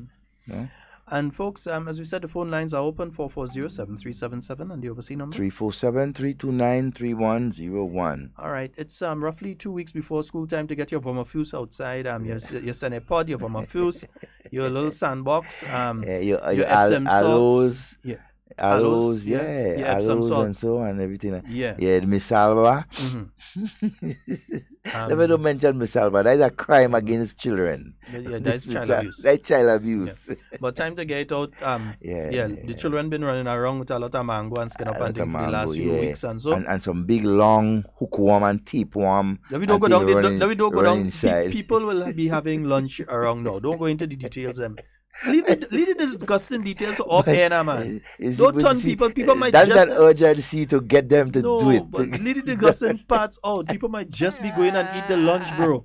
And you just turn them one time. It's a reminder that there are things that they need to do. Remind them without talking about the disgusting parts, right? What? Nice. Sandbox. But time to get it out. Clean the children's system and clean so on. Clean the system. And those of you who have already got your school books and so, it's also time when you can get the children to start reading, advanced reading of those school books, the textbooks and so. Familiarize yourselves and so when you enter the classroom, you will be a little way ahead of what the teacher is doing, and that will benefit you. Also, it may be important, especially those of you, and I'll say this specifically to those of you in Forms 3, who are going into Forms 3, 4, and 5. Those of you going into Forms 3, 4, and 5. Speak to your teachers, and also you may be able to get from the Ministry of Education. I believe sometimes it's online on the CXE website. Get your copies of the syllabus. Yeah? Get your copy of the syllabus so that you could be doing some work on your own even before school time. You will know exactly what you have to cover within this form, within Form 3, within Form 4, within Form 5, in the subject areas that you're doing. Get yourself a syllabus, go over that syllabus, and it will guide you as to exactly what you need to do. We're giving you advice. We want to make sure that you pass the exams. Yeah, first go. We want you to come back again at it. And preparation is key. So you need to get a copy of the syllabus. Remember that word. The syllabus. You get a copy of the syllabus and you go over it. Those of you who are doing your advanced level studies as well, the syllabus is available for that as well. So get a copy of the syllabus and you go through. It's going to say what areas they're focusing on as you go towards the exams, and so get your copy of the syllabus. All right. Hey, just a note here. Almost forgot. But I was waiting to see persons on the live do it though. Happy birthday to you, Dexter. Yeah, I don't know how old are you today, but happy birthday to you, my friend. All right, I wish you a wonderful, Dexter, old as the classroom to teach Garian. I want to say that you're in your late 50s and thing. I might be pushing it, but Dexter old as the classroom they teach Gary in. Dexter P, have a wonderful day, my brother. Yeah, you earned it. Yes, and good morning to your mom. I know she listens to the program every day. So, Mommy Padmo, good morning to you. We hope that you're having a fabulous day today. Yeah, give him a rap. Call him and give him a kiss and then wrap him. And then our fan down there in the fence. Good morning to you up in Happy Hill. Good morning to you, ma'am. We hope you're having a wonderful day. Miss Bernice and Miss Clytie, good morning to both of you as well. We hope that you all are having a fabulous morning this morning. Mommy George, we can never forget you. Hope you're having a fabulous one. And to all of those lady or senior citizens and persons who sit and listen to us every day religiously. Don't call or anything like good morning to you. And we hope that you have enjoyed this program and continue, sticking with us and you have a lot, in store. And to all of you that we met during the carnival season, who met us, Pedro, we must say morning to you. Yeah, Pedro. And Marcel, I'm so sorry that I didn't see you on the Saturday. But I did see you pre-day, so at least I did. No, not pre-day. I didn't get to see you pre-day. Yeah, I saw you pre-day. No, I didn't see you pre-day. I saw you in Jabab class. Yeah, I saw you in Jabab class. Yeah, I was around. So I did see you. I hope that you're having a wonderful day today. We know that you're tuned in out there in New York, so we know that you're having a wonderful day today and you're tuned in. My good friend Junior George, he pops in every now and again and follows. Brenda Batiste, morning to you. We hope you're having a fabulous day as well. The entire GBN staff. Say good morning to GBN staff, WeFM staff, The Voice staff, the New Today staff, all of you, all the other radio, television stations, entities. Yeah. 104. We know that you all listen. All of them. Hey, and the carnival season, man, it was so exciting that, you hear very little of it because everybody enjoyed themselves and they just decide to keep that moment for themselves. I think it was a wonderful time. Grenadians who returned home and so from working abroad to enjoy the festive time with us. Hey, thank you. For being here with us to enjoy that time of the year. And we hope to see you next year and the next couple of years. Bring more people with you. Yeah, bring them come. Yeah. Yeah, but already the preparations for Spice Mass 2019 have started. And that's how I believe it should be. You shouldn't be having, you could have your carnival launch at a particular time. Just as the Easter is over, you have your carnival launch and it's officially the Spice Mass season and that sort of thing. But your major preparations have to start immediately. For me at the end of August. At the end of August, September, it is supposed to start. Yeah? Mike, good morning to you, Michael Bascombe. Good morning to you, bro. Hope you're having a wonderful day as well. Yeah? Yeah, I've seen it. Yeah, I'll follow up on that in a while. I know what's taking place there. Yeah. Roughly 5 minutes remaining on the program today. I don't think we have City Song on with us this morning. They've been having that problem. So I'm not sure that we have them on with us this morning. But we know we have all the others on with us this morning. The Kunumunu is listening up there, probably running his taxi. If you're not running any taxi, you run any moat. It's one or the other. You either run any moat or run any taxi. Kunumunu. That's a real Kunumunu man in truth. Yeah, you either run any moat or run any taxi. For wherever it means. Plus, oh my God. And to all of you who, with us on Facebook and have not had the opportunity to visit us during the carnival time, hey, perhaps, we'll send you something, a lot of photos and so as we continue along, for the August or even September. You may just get a little bit of what went on in Spice Mass. And we should be having some guests passing through with us over the next couple of weeks. And so one or two persons have been saying they want to drop in and speak on individual issues. And so they have been contacting, I know, Nadma. We'll be having Nadma coming in with us sometime next week. And we'll be having one or two of the ministers who will be coming in and speaking on various issues. As I said, be it the Ministry of Education, where we've had that wonderful performance by Grenadian students at the CSEC examinations, or be it the Minister of Works. In fact, when I was coming up, I saw the trucks doing some work down in the Grand Dance area there, patching there was some particular holes that were patched before. And when we had that serious rain event recently, some others, not the same ones, but some others in an area close to it opened up.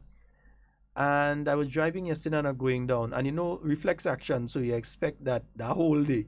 So you're looking for the hole and only to realize, no, they're smooth, boy.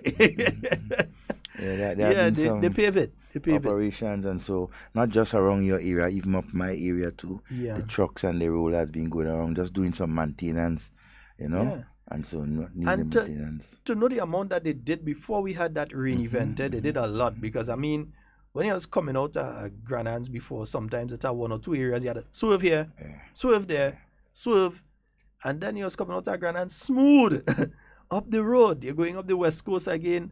I think Brother Alvin Dabrio, I don't know what kind of link you are inside that. I feel Brother Dabrio, use the chairman of cabinet, because I find you just get a lot of things up there, but if it's not road, is bridges, drain, is all kind of thing again. St. John's pretty sort of small too, eh? Boy, don't tell me we small, boy. What do this, man?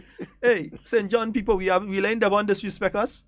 Maybe we small. What do you, man? Not because you're from St. Mark. Sort of small. What sort of small? I mean, back in the days, remember, the two constituencies that wanted to split was St. John and St. David. We ain't small. You just look so. We ain't small. It have a lot of we. St. John's. Yeah, but the roads, has done a lot of work with the roads there, and it's not because he's small, because when you look, he has done quite a lot. Yeah, even if you roll all the other parliamentary representatives into one, I don't think they could come up to half of what he has been able to achieve in the space of time that he's been able to achieve it. And to do the work that he's still doing and that you're seeing done, for instance, in Karakou, there's so much work being done as well. And to see that volume of work being done and to know that we just finished an election, not that we're heading to an election, you know. We just complete an election because people just feel the only time you do this set of work is when you're heading to elections. But after election, look at the amount of work has been done. In Karakou, in fact, we have to get Sister Kindra Matthew and Stewart. We should get her in studio one of these days when she's down on mainland. We need to get her in studio to speak about a lot of what has been done up there in Karakou thus far and what is in the pipeline. That's the one, in the pipeline. In the pipeline. Yeah, this one, we opened the tap, so it ain't staying in the pipeline long. It flowing. So to see all of those things that have been achieved. It's not dirty water. It's Yeah. clean, drinkable water. All of those things that have been achieved on the Sister Isle of Karakou and Petit Martinique thus far, and what would be happening before the end of the year in those areas. In fact, it's a good point in time for us to take a sort of mid-year review, election or no election, mid-year review, and see where all of the different constituencies are and where they're going as well. So I think it's a good time for us to do that. And in all the constituencies around, there are so many things going on. When you pass through them, you can see. But again, as they say, who's watching? You know, NNP continues to work. But who is watching? The work is being done. The Grenadian people are feeling the effect of it.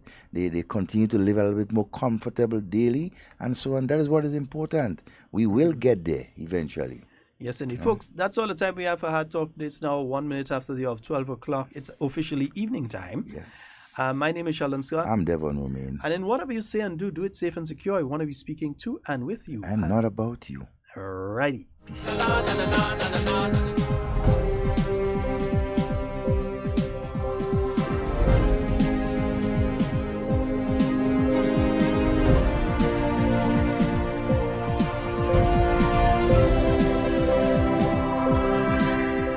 Grenada begins drafting country program for submission to Green Climate Fund. Details to this story and more in the National Report.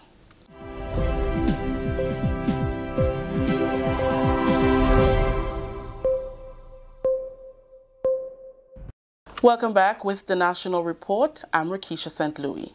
Grenada has begun drafting its country program for submission to the Green Climate Fund and other international donor agencies under the Getting Grenada Green Climate Fund Ready, or 3G project. A 5-day workshop which began on Monday will see the development of project ideas for the program. To secure continued financial and technical assistance from the GCF, Grenada is expected to prepare a country program, which is a pipeline of projects that will increase the country's adaptation and mitigation capacity towards the effects of climate change. The process will draw its priority areas of action from those projects to be developed and implemented under the recent Cabinet-approved National Adaptation Plan and Grenada's medium-term agenda. Grenada has already secured millions through Green Climate Fund to undertake several projects which will build the island's resilience to climate change. We need to be relentless in our efforts to source and to access funds to assist us in becoming more climate resilient while making smart climate decisions such as investments in renewable energy. As you have already heard, Grenada has had great success in securing 145 million EC dollars from the Green Climate Fund for major interventions in our water sector. We are cognizant that this is not enough, and we have a lot more work to do. Acting Permanent Secretary in the Ministry of Climate Resilience, Mrs. Roxy Hutchinson. The country program will, among other projects, be featured at the Regional Structured Dialogue in November in Grenada. Head of the German Grenadian Pilot Program, GIZ, Dieter Rothenberger, says the dialogue is a tool used by the fund to trigger discussions between governments and accredited entities and potential donors with the hope of securing project financing. It's not something just on paper and then, okay, let's put it on the shelf. This is then really to be used for the discussions in the future to secure the funding for Grenada. And as I said, there's the Regional Structured Dialogue in November here in Grenada, but also there's the COP, the Conference of the Parties, where there is a delegation from Grenada again, and Ms. Hutchinson has been a member of that delegation for the past years. I see Spencer Thomas as well, of course, as a very experienced negotiator. So it's also important for the delegation to have these kind of project ideas in a well-developed manner in the back, if you want, if they start discussing with potential partners, donors, so that they can come up with projects which are not just ideas from one person, but where you really see the link, the need to the national development. The workshop ends on Friday, August 24th. Grenada will begin developing a national drought policy in the coming months as the country seeks ways to adequately mitigate against its harmful effects. That policy could be informed in part by the outcome of a 3-day drought risk management seminar, which began here on Monday. Dr. Ronald Roopnarine, Net Manager for Caribbean WaterNet, says over the 3 days they will look at modules that focus on theoretical and institutional aspects of drought management in the Caribbean. What we tend to find is this institutional fragmentation. So it's quite good that we have people from various agencies here today, so people could express, okay, well, why can't we manage drought or flood or any water issue effectively? It's not necessarily that we lack the knowledge, but maybe it's because of institutional coordination or things like that. So all these things will be discussed at length during the next 3 days. Chief Technical Officer in the Ministry of Agriculture, Daniel Lewis, who spoke on behalf of Minister Yolambine Hosford, said the heavy rains of 2 weeks ago highlights the need to put more effort into implementing mitigation and adaptation strategies to effectively deal with climate change. He says Grenada has received support to develop a disaster risk management plan, and he hopes some aspects of the plan will be deliberated on over the 3-day period. How do you, develop all the necessary tools so you could, once you see the sign, so you could develop the national drought early warning and information system, because sometimes, there are certain signs that trigger, that give one the indication, yes, there's a likelihood that we'll experience. Trevor Thompson, the land use officer in the Ministry of Agriculture, made reference to the severe drought being experienced by Australia and California. He says we must be vigilant at all times. We have to have the mindset that we are not too small to have a drought. Not because we have all these rivers that we think we could experience a drought, and a very severe one too.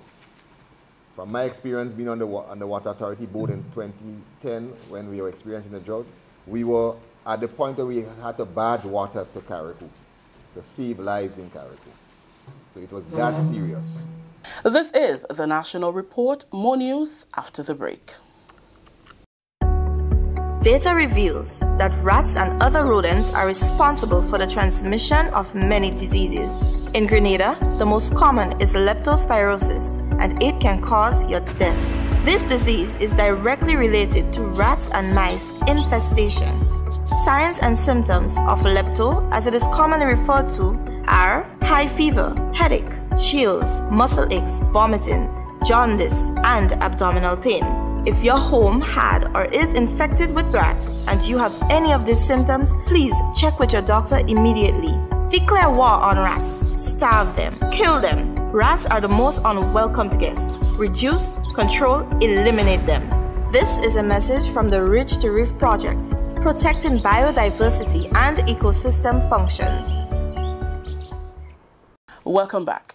With the carnival season now over, Prime Minister Dr. The Right Honourable Keith Mitchell says his government's immediate priority is preparing for the 2019 budget, having already held the annual budget retreat at the end of July. During a post-carnival message to the nation, which was aired on Sunday, Dr. Mitchell said stakeholder engagements will begin soon to ensure a budget that is adequately reflective of all sectors. Government is particularly committed to youth development and empowerment, and will initiate a special engagement with all of them. An innovation this year would be the presentation of the government's medium-term agenda to external stakeholders. Again, this illustrates our ongoing commitment to transparency and the principles of good governance.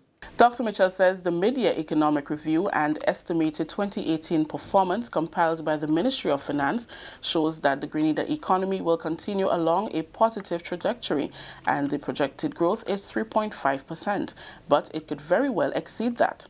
Reflecting on the just-ended festive season, which he described as a definite success, Dr. Mitchell said all must be commended for playing their part in ensuring that locals and thousands of visitors who flocked to our shows remain safe.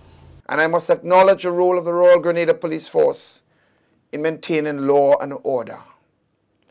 I therefore commend the Acting Police Commissioner Edwin Martin for his leadership and the entire rank and file of the RGPF, for effectively policing all the major shows and keeping it incident-free as much as possible. The police recorded no major incidents during the culminating of days of Carnival, and that speaks volumes. Violence has no place in our festivities, and we must maintain a no-tolerance approach to crime. I must commend the general public as well for ensuring that your conduct did not cause any undue disturbance and that your interaction with the police, where it became necessary, was respectful and cooperative. Finally, Prime Minister Dr. The Right Honourable Keith Mitchell met on Monday morning with Director General of the Inter-American Institute for Cooperation on Agriculture, ICA, Mr. Manuel Otero. Mr. Otero, who was sworn in as Director General this year, expressed gratitude for the support for his candidacy given by Grenada and other Caribbean countries. He spoke of one of his priority areas being building bridges between Latin America and the Caribbean as part of the organization's medium-term roadmap. Prime Minister Mitchell said ICA's technical support will be a much-needed asset as government continues to explore ways to develop the rural economy to provide more employment and investment opportunities. That story just ended the national report for today. Let's review the top story. Grenada begins drafting country program for submission to Green Climate Fund. On behalf of all those who made this newscast possible, I'm Rakisha St. Louis saying thank you for joining us. Until next time.